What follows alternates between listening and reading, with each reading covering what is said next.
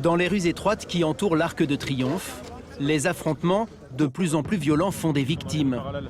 On nous appelle pour dire qu'il y a des blessés, donc on va aller voir.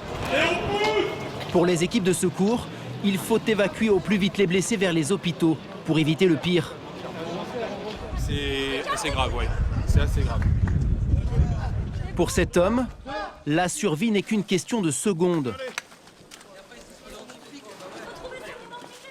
Ouais, urgence absolue. En fait, il a été blessé au niveau de la trachée, plaie ouverte, hémorragique.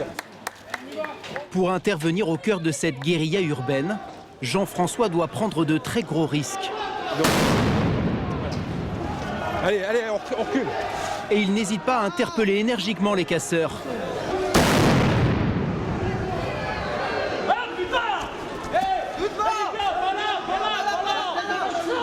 Eh, si vous voulez castagner, allez de l'autre côté. Les blessés ici.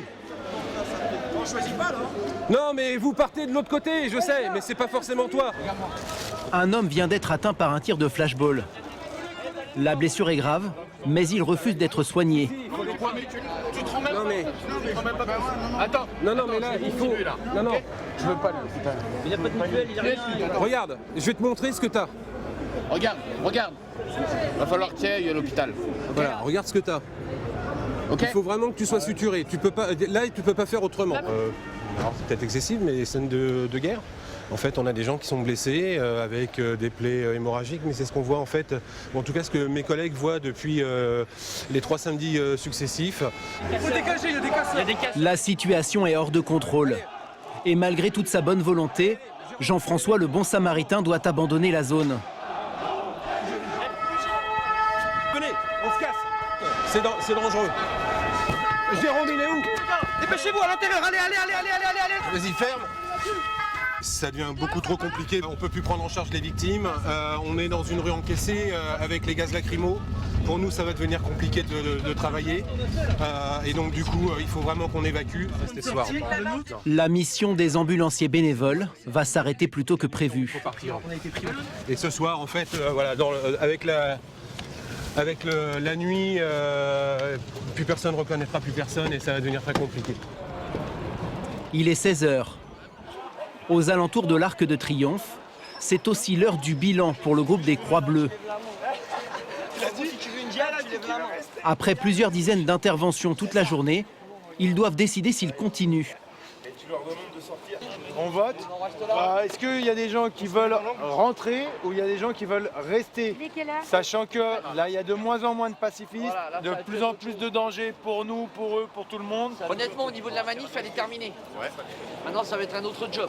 C'est vrai. Clairement, Clairement, c'est plus les mêmes regroupements. Si ça se radicalise, c'est plus notre Pour moi, intérêt non plus d'être pour moi, présent. c'est plus notre action.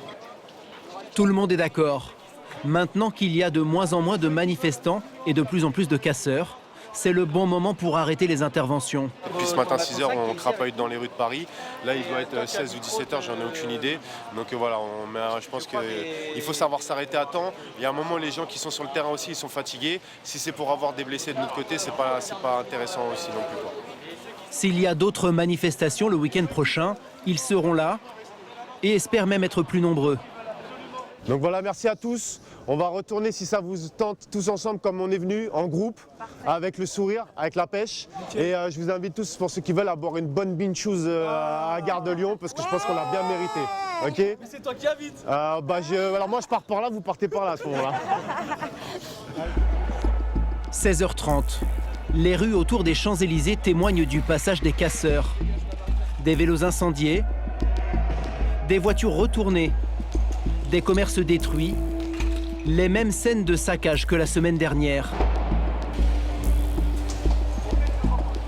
Les pompiers interviennent encore et encore pour éteindre des voitures ou des camionnettes incendiées.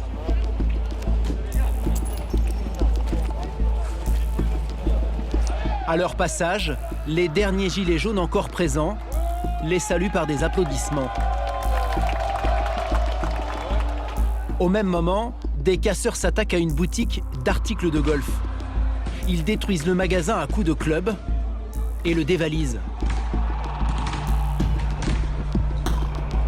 Juste à côté, c'est une agence immobilière qui a été saccagée. Là pour l'instant c'est un peu le chaos, on gère tout ce qu'on peut, j'essaie de sécuriser le maximum. J'ai une société qui vient pour sécuriser ce soir la porte et l'entrée. Vous êtes quand même un peu écœuré, quoi. Oui, bien sûr, et puis en même temps, qu'est-ce que vous voulez, c'est comme ça. Pour l'instant il n'y a que du verre de cassé, donc il y a un peu de saccage à l'intérieur, mais rien de grave. J'étais devant, j'ai essayé de sécuriser le maximum, et puis ils s'en sont pris à la boutique d'à côté, une quinzaine de personnes, et puis d'un coup ils sont rentrés, j'ai pas pu m'intercepter, ils sont rentrés comme des furies, puis ils ont tout retourné. Ils vous ont laissé un souvenir? Voilà. Comme il y a 8 jours, les exactions et les arrestations se multiplient jusqu'en début de soirée. À la nuit tombée, Paris est livré aux casseurs.